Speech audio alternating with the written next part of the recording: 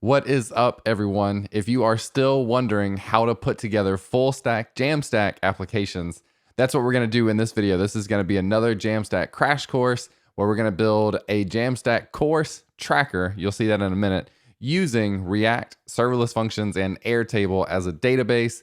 So let's go ahead and get started. All right, like I said, this is going to be another JAMstack Crash Course. If you didn't catch the first JAMstack Crash Course, I've got a link up here for you to go and check that out as well. But this is an example of what we're going to build. Now, this is a full stack JAMstack application. It's deployed at course-tracker.netlify.app. You can go and check this out. You can put in some dummy data if you want to. But what we have here is the ability to have full CRUD operations, create, read, update, and delete with information around courses. So I myself take a lot of courses. I follow a lot of videos on YouTube. I take a lot of courses on Udemy. I follow individual course creators, and I create courses myself.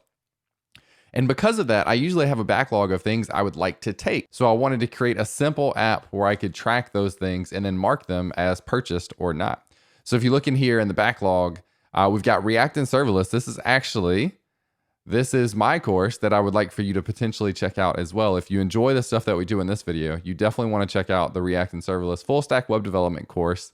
I'll link below in the description so you can get to it. And there's also a course here, Advanced React Security Patterns. This is by Ryan Chinky, and this stuff is really great. I would definitely recommend checking out that one as well. Link below as well. So those are two courses that are, in this case, in the backlog, and I could delete these. I could also mark these as purchased. Now, once you mark these as purchased, they will come down to this already purchased section. So you have the ability to kind of filter the information or the courses where they get displayed. You have full CRUD operations. And again, no server backend. We're doing just serverless functions in Netlify, which I think is pretty amazing. And that's what I spend a lot of my time using for these demos. So that's what we're going to build. The first thing we need to do is get into Airtable and actually set up a database. So inside of Airtable, you will need to sign up if you haven't already, and you get a free tier. You can see I use Airtable for lots of things, lots of demos and things that I build. I use Airtable.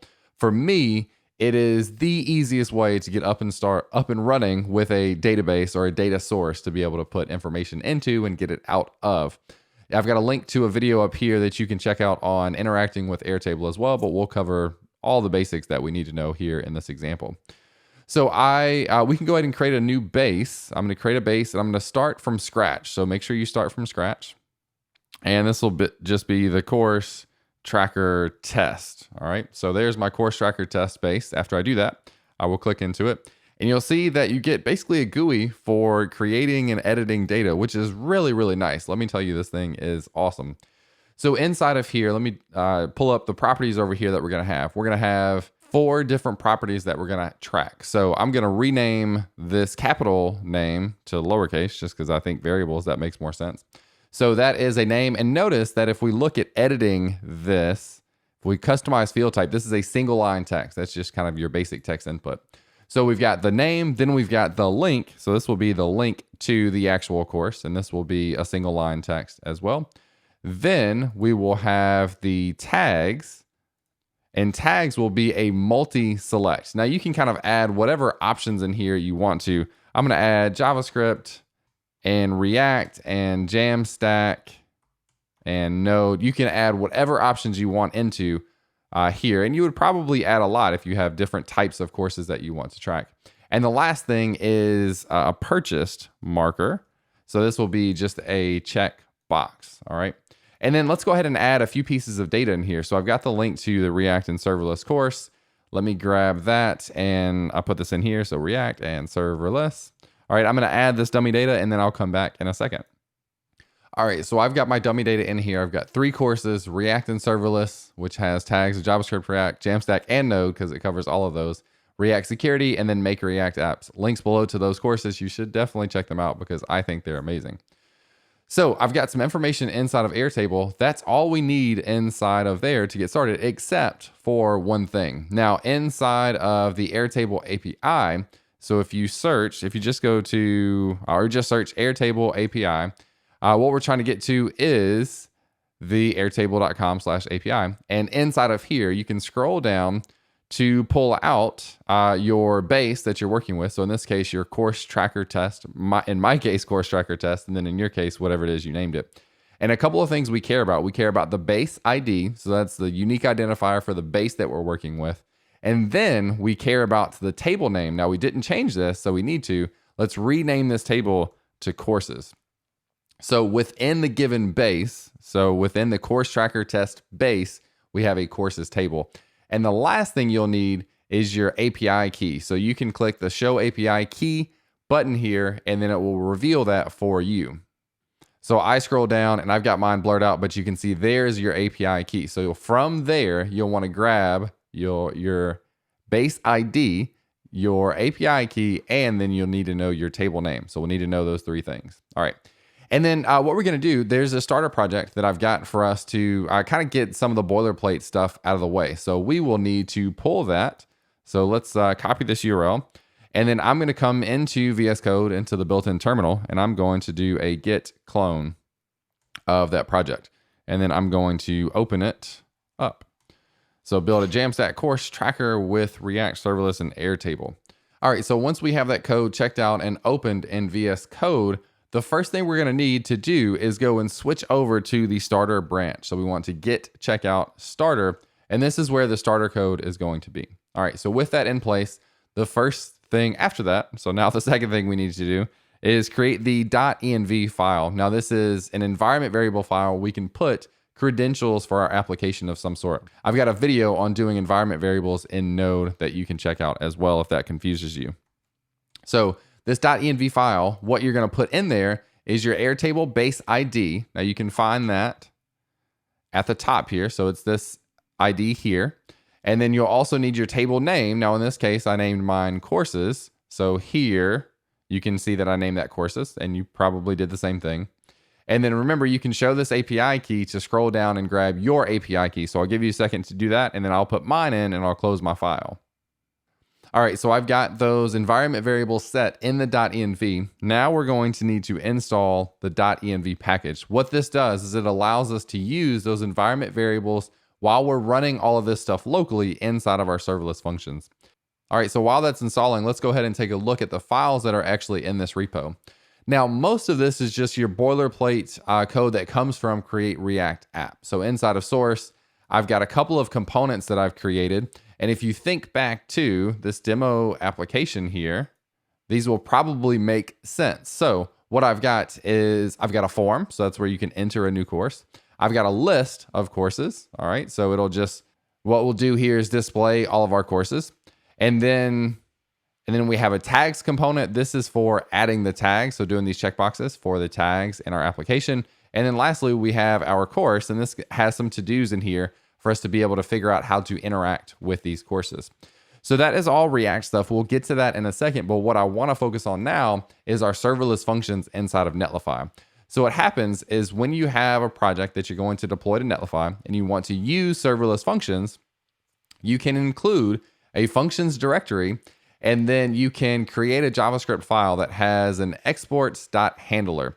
And then this function here, that handler is actually going to be your serverless function. And Netlify takes care of all of that magic for you. Now, the only thing that you have to do, which is already done for you, but in the future, is you have to have some sort of configuration file to tell Netlify where your serverless functions live. In this case, under the build, we define that directory to be functions. So functions directory is where our functions live, kind of makes sense. And then I also set up a redirect. Now, the reason I set up a redirect is because by default, to access a serverless function, you have to go to your URL .netlify/functions/ and then the name of the file that we're creating, which is in this case is courses. Now with this redirect, we can just do domain API file name. So it gets a little bit shorter and a little bit easier to use. Hopefully that makes sense. All right, and we are going to run these functions locally using something called Netlify Dev. So you will want to make sure that you have the Netlify CLI package installed. I install mine globally. You could install it in your actual repository if you wanted to as well. All right, so inside of a serverless function, you have to return a couple of things. With each return, to break out of a serverless function, you have to return a status and then some sort of data. And in this case, what I'm doing is I'm using a formatted return function. This just helps me simplify the return so that I don't have to specify that I want to return an object as well as then stringify the body data.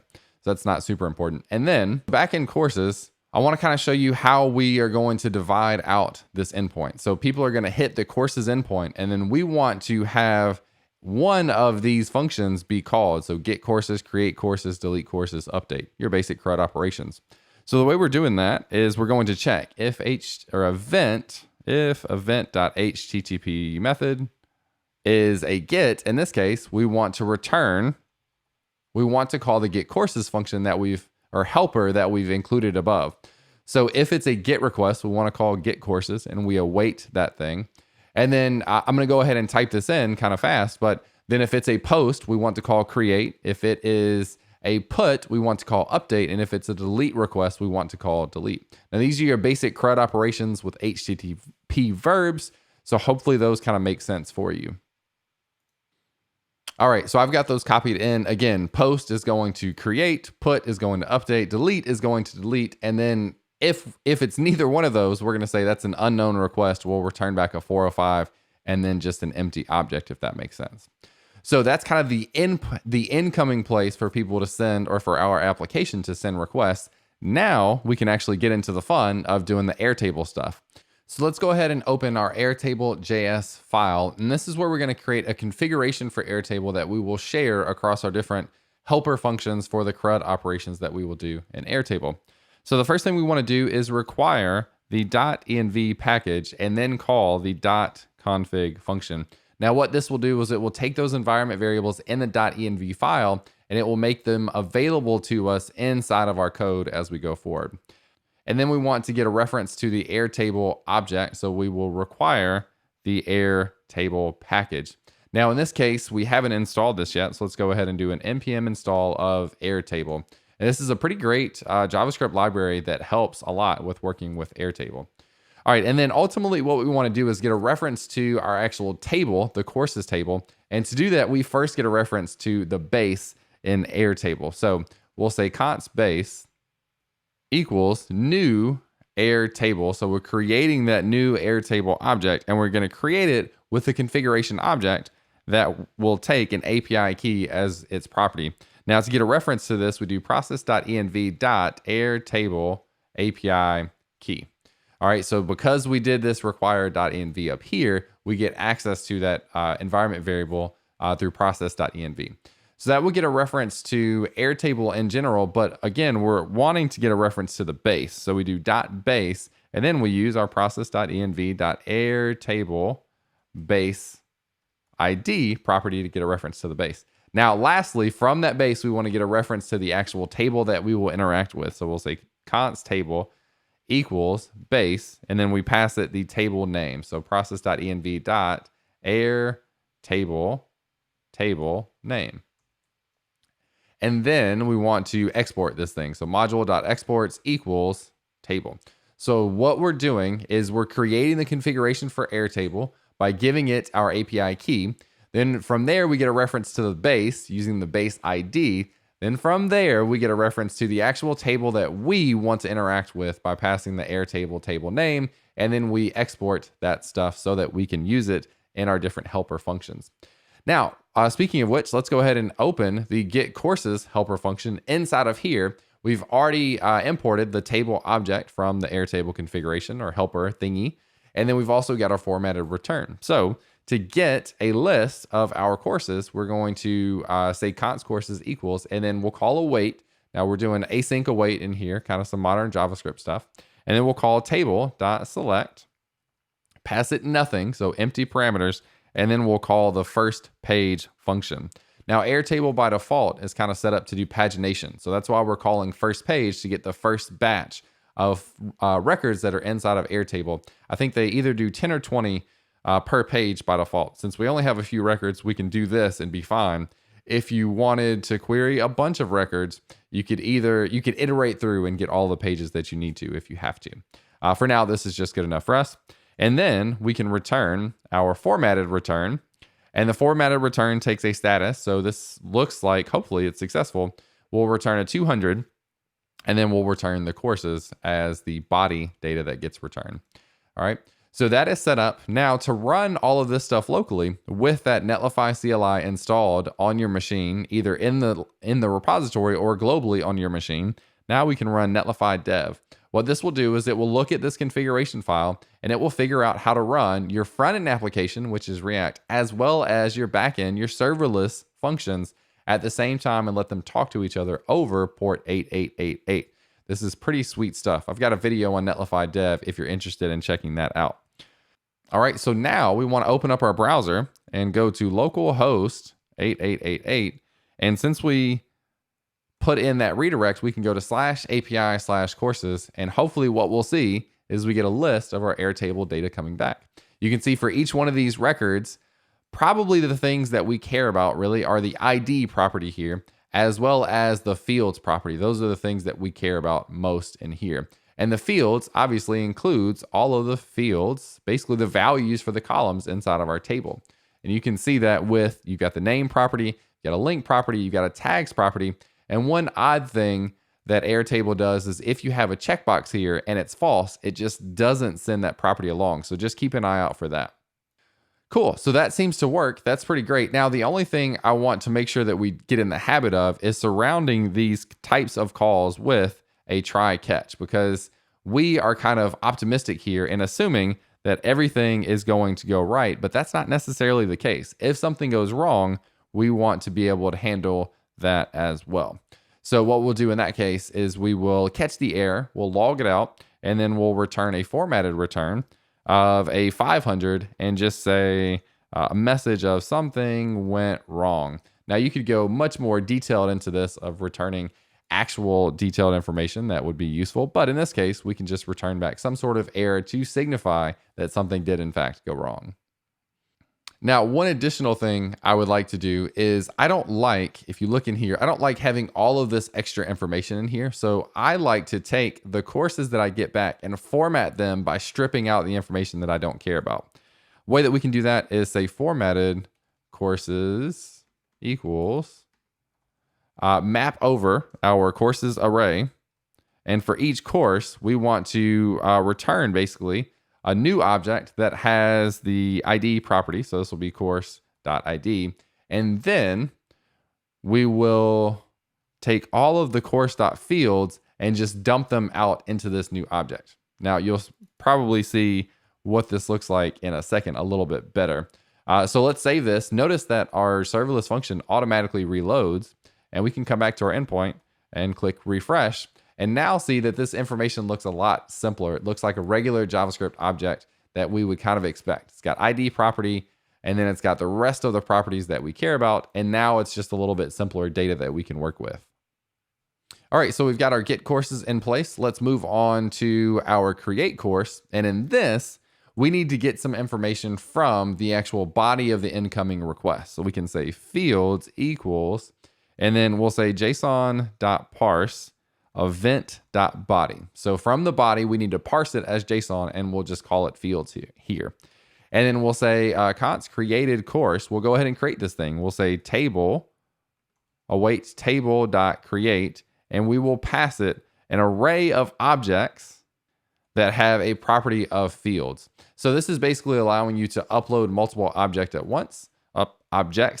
Since we only have one, we're just passing one object in the array and it has the property of fields. And then we can come down and call the formatted return, passing it a 200 and the created course. That's usually how that works. So unfortunately, we won't be able to test this in the browser because the browser can only make a GET request. And we can now test this in something like Postman, which is what I use, where we can send a POST request and see if that works as well. So I've got some requests that I've done in here. I'm going to wipe out a lot of this stuff. This is going to be a post to /API courses, but port 8888. So you'll type in that same URL, and then this is going to be a post. And inside of the body, we want to have some information. Notice I was testing with stuff on this before. And then now we need to add the information in our body that we want to have. Now I'm going to add a course. It's actually a free course that you can check out. This is the Build a Quiz App with HTML, CSS, and JavaScript course on my YouTube channel. You can go and check that out as well. And I want to link to that. So the name of this will be, we'll just shorten it a little bit, Build a Quiz App. All right. And then we'll have the link will be that YouTube link that I just copied. And then we'll have tags, and tags will be an array of strings. And this will be, we'll just keep it with JavaScript. So there's no node or anything like that in that course. So we'll just add the tag of JavaScript for tags. So we should be able to send this post request to our API, and hopefully it returns back with the item that was created, which it looks like it did. Format this in JSON. Looks like that thing got created. Let's go to Airtable just to double check. Inside of Airtable, you can see now we have the Build a Quiz App with the link and the tags. That seems to be working, which is pretty great. All right. So are able to create a course, and I want to make a note of this ID in here. We'll use that in a second. But let's come back over to our code. And since we're able to create a course, we probably also want to update a course. Now, when we update a course, we need to know two things. We need to know the ID of the item that we want to update, as well as the field that we want to update with. So I'm going to assume that people are going to send those two things, ID and fields, inside of our body. So we'll get the body equals JSON parse event.body. Now, from that body, I said we want to get an ID property, and we can destructure the ID property. So we'll grab the ID property out of the body, and then everything that's left, we want to name fields. So we want to be in a fields object, and we can do that with the spread operator. And this is going to say, grab the ID out of this body, and then everything else, just call that fields. Works pretty cool. And with that, then we want to say const updated course, and we want to say await table dot update, and we'll pass it an array of objects that have an ID property and a fields property. Now, again, they are allowing you to update multiple records at once if you need to. That's why it's an array. And then inside of the array, we've got one object because we're updating one item, and we're adding the ID here that we get from the body, and then the fields property that we get the rest of the properties that are on the body as well. And then from there, we can call our formatted return and pass it a 200 and respond back with the updated course. This should actually be course here. All right, so one of the things we didn't do in the create course, we didn't surround this with the try catch. Just know that all of your code, ideally, you'll surround with the try catch and handle any errors, just kind of shortening this up for brevity here. All right, so now let's go ahead and test it. We can change in Postman our request from a post to a put, and then inside of here, all we need to do is add the ID of the object we want to update. So I already copied it, but it should be below down here, so you can grab that. All right, so there's the ID. Make sure we have this comma. And then let's update this to updated just to make something really visible that we can see. And let's go ahead and send this request, and hopefully what comes back is now a new record. And let's just verify inside of Airtable. Pretty quickly inside of the GUI, you can see this thing has been updated to include the text updated to show you that that's working. All right, and the last one of the CRUD operations that we want to do inside of here is called the delete course. And in this, we want to get the ID from the body, so just the ID. So we'll do json.parse event.body. So we've got the ID. And then we'll say deleted record. Notice how these seem pretty familiar to each other, the different functions here. And we'll say table.destroy. This is destroy and not delete. And then we'll pass in the ID of the item we want to destroy. So we'll get that deleted record. And then, as we have done in the other ones, we will return the formatted return with a status of 200 and then the deleted record. All right, let's see. This is our final CRUD operation. Let's see if this works. So we'll send a delete request in here.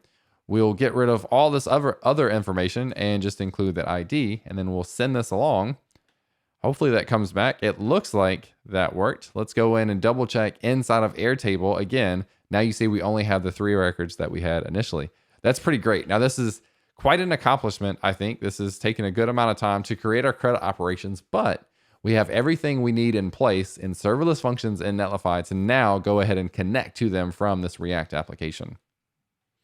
All right, so back in our code, let's start to look at our React stuff. So inside of our app, not test, I'm not going to do testing in this course, but inside of app, we want to do the to-do of loading the courses. And to load the courses, we're going to make a fetch request to our API endpoint.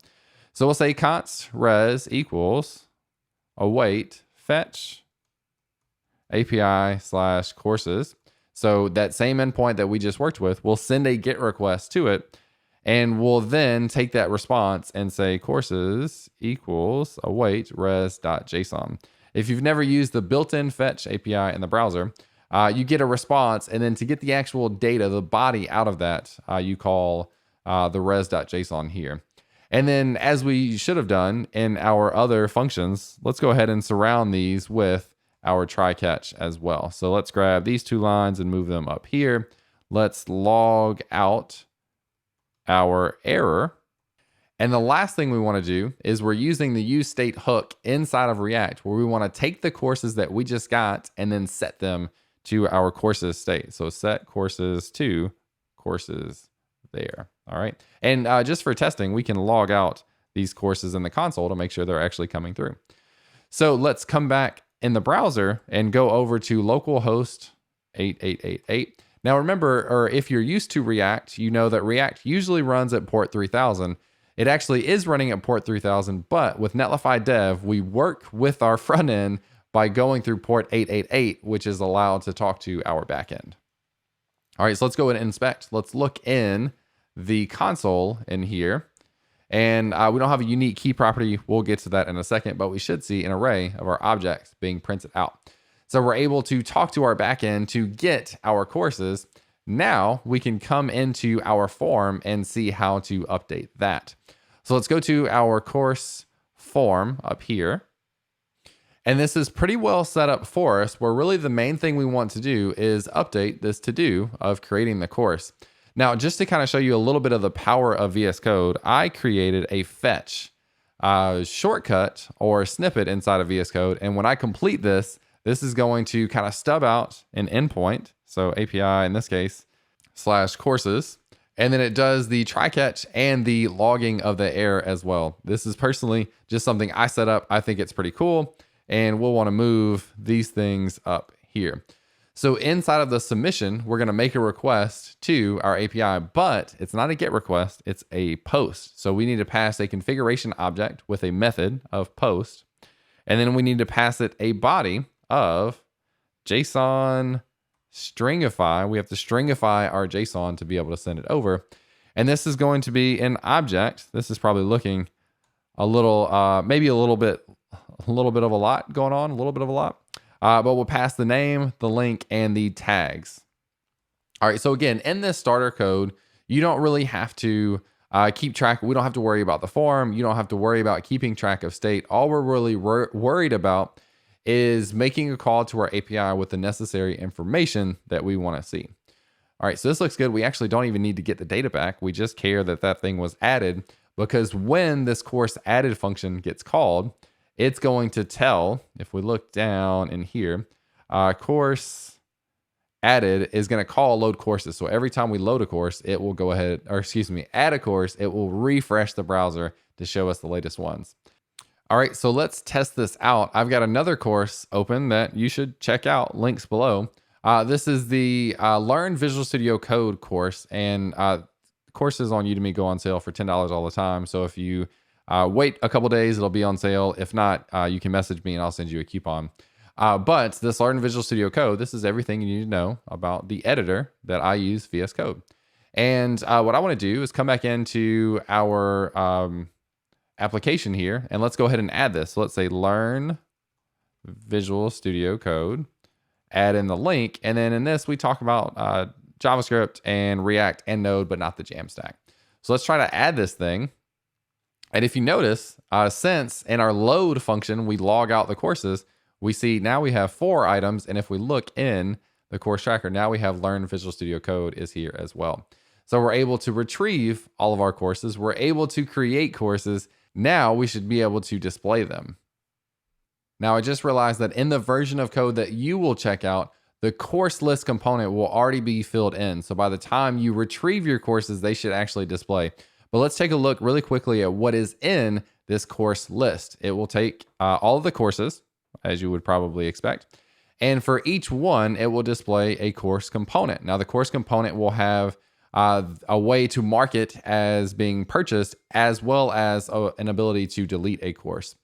So it will display a course component for each one of the courses, and it's doing the filtering based on which ones are purchased and which ones are not. So it's filtering based on purchased or not purchased versus purchased, and then displaying them appropriately. So if we come back to our application, we should see that these things are now being displayed correctly. So we can see the backlog in here. And now we just need to add the functionality to be able to mark a course as purchased, as well as to be able to delete a course. All right, so let's scroll back over to the code here, and let's open up the course component. Now inside of the course component, there's two to-dos. There's the mark course purchase, and there's the delete course there. So we want to start with this mark course purchase. Now I'm going to use my little fetch snippet here again. I think this thing is really neat. And we're going to make the request to API/courses. And this thing is going to be a put request. So we'll set the method to put. And we'll set the body to a stringified version of the course itself. So this is going to take all the properties from the course, put it into a new object, and then set purchased to be true. So we're saying whatever properties course already had, throw those into a new object. And then what this is going to do is it's basically going to, if purchased property already existed, it will override it with true. All right. And then we don't really need this data here. We don't actually have to get the data version of that. So we can just call the fetch API. We don't even need the response. We can get rid of that as well. And then last thing we'll do is we'll call refresh courses. So since there's a change in the course, we'll go ahead and refresh this thing so that we make sure that we display the latest stuff. So let's come back over to our application. Let's click our purchased on Learn Visual Studio Code. And hopefully what we see is it now jumped from the backlog to the already purchased. That's pretty cool. So the last thing we need to do in here in terms of functionality is to now work on the delete. And this is going to be very similar. What we'll do is we'll use our little fetch snippet here. And obviously you can slow this down and pause it and type all of this stuff out if you need to, no worries. But I think it's just kind of a neat little snippet. So we'll make the API request to courses. We'll say this is going to be a delete request. And then in the body, we will do a stringified version of, it's just going to have the ID. So we'll have an ID property and we'll set that, not an odd, but an ID to course.id. So there that is. We don't even need the data here. We don't even really need to get the response. We really just need to then call refresh courses. All right, let's save that and let's see if this works now. So we have the ability to mark them purchased. Now let's just delete one of these, the React and Serverless, for example. Let's delete that and it looks like it's gone. Let's double check in Airtable. We've only got 3 records now. That one is gone and the Learn Visual Studio Code course is marked as purchased. It's pretty amazing. I think this is really cool that we have the ability to build full stack apps with Netlify using those serverless functions and talking to Airtable as a really quick and easy database to get going with, in my opinion. The next thing, just in case you want to stick around and you want to actually publish this thing, what you'll need to do is to take your repository that you've been working on and you want to push that somewhere. And what we should have done at the beginning of this video is we should have actually forked this repository. That's what we should have done, but that's okay. It didn't quite work out. What we can do is, since we're at this point, if we look inside of this directory, we have our .git there, and we can remove that. So we can do git, or excuse me, just rmrf of .git, or you could go into your Finder and do it that way. So that's going to completely wipe this out as a Git repository. We can then run a git init. All right, so that will work. So now we can git add everything. Go ahead and add it all. And notice that node modules and hopefully our .env file was ignored as well. It should have been. Yeah, .env is ignored from our git ignore here. So then with that, we want to git commit, and you can just say initial commit. All right, so now we've got our repository. I guess we need to add the .git ignore. I didn't pick that up automatically. And then we'll just commit that. So added git ignore. All right, now we should be green on our master branch. Now from here, you can come into your GitHub and you can create a new repository. So go to repositories and then do a new repository. I'm going to name this something like JAMstack test, even spelled incorrectly. Make this public, not start with a README. So I'll create this, and then we need to connect our local repository, what we've been working on, with our remote one. So if you're pushing from an existing repository, I'm just going to grab this code. You can do the same thing and just dump that into the terminal. All right. So if we would have forked this, you would have had your own repo already. Now you've got your own new repo. So we're set up. So to be able to deploy this, we want to go into Netlify.com. You can create a free account. If you look inside of my Netlify, you'll notice that I use Netlify a lot. I've got a lot of websites, including my personal James Q Quick site in here as well. But from here, inside of Netlify, after you have your free account, we can create a site from Git. We'll choose GitHub. We will, you'll need to do authorization. I'm part of the auth0 org. That's a separate thing, but you'll need to authorize GitHub or Netlify to be able to access your GitHub. And then just search for the thing that you just created. Mine is JAMstack test spelled incorrectly. So you'll select your repo here and you'll say, which branch do you want to deploy? Well, in this case, we've been working, you would have been working in your starter branch if you had forked the repository like we were supposed to. If you just did what I did, where we wiped out the .git directory and then started over, that's your master branch. So whichever one of those branches actually has your code in it, make sure that you select that branch. So in this case, for me, it's master. If you had forked, it would be that starter branch. And then our build command, this is a little bit odd, but we're going to need to update the build command to not just be npm run build. That's what you would typically run for React. We need to add the CI equals and then space. Now what this is saying, Netlify has recently started to treat warnings in builds as errors and not let you deploy. We don't want that to happen. So to get around that, we can prefix this with CI and then the build there. And then our publish directory is going to be build as well. And then hit the show advanced. And now you'll need to update or add your environment variables that you had inside of your .env file, just the way you had them before. So I'll go ahead and do that and I'll click deploy and I'll see you in a second.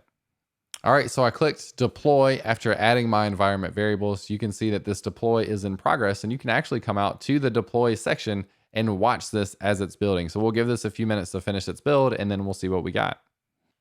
All right, so it looks like mine finished building. Hopefully at the end of that, you see this site is live text down here. And if you scroll back up, you can come out of deploys back to your site, and then they'll give you a little URL. You can customize this later on if you want to. Hopefully what we'll see is the app working, but it looks like mine is not. Now, it looks like if I type in the function URL directly, it works if it has the full .netlify/functions there, but it doesn't work if I try the /API/courses. That doesn't work. Now, I'm thinking this is a Netlify issue, so what I'm going to do, and you can do this as well, is every time we reference /API/courses, we just want to update that to be the full path of /API or .netlify/functions/courses. So we just want to update each of those calls to not use the shortened version of API. We want to try it with .netlify/functions and then /courses, not dot. So I'm going to update all of those. And the cool thing is, since this is connected to source code, we can add all those changes, git commit updated URLs, and then we'll push this thing up to GitHub. That will kick off another automated build inside of Netlify, which is pretty exciting. And if we look in deploys, you'll see that's building. We'll let this one run, and then we'll see if that worked. And follow up with me if you have questions. I will try to find out why the redirect didn't work inside of Netlify. If you want to follow up on questions on that, and if you have questions about this course or any other content that I work on, I've got a Discord server that I would love to have you join called Learn, Build, Teach. And the idea is that kind of build a community around people that are learning and looking to share things with other people. I'd love to have you join. The link is below in the description. So do that. In the meantime, we'll give this a few minutes to finish deploying, and we'll take a look at the app. All right, so that finished up the second build. And now when I come back to the application deployed on Netlify, I see everything here and it appears to be working. So that's going to wrap up this JAMstack Crash Course number 2. Obviously, I enjoy the JAMstack using React, Serverless, Netlify, and Airtable. And just to recap here, if you are interested in learning more about this, building a more in-depth application, you can check out the React and Serverless Full-Stack Web Development course, which uses all the same technology. So you'll feel pretty comfortable. You'll just get to build a pretty cool typing application in that one. So that's going to wrap it up. I hope you enjoyed it. You have links to the source code and Discord and any way that you want to contact me through my website or on social media. Feel free. I appreciate you coming and checking out the video, and I'll see you next time.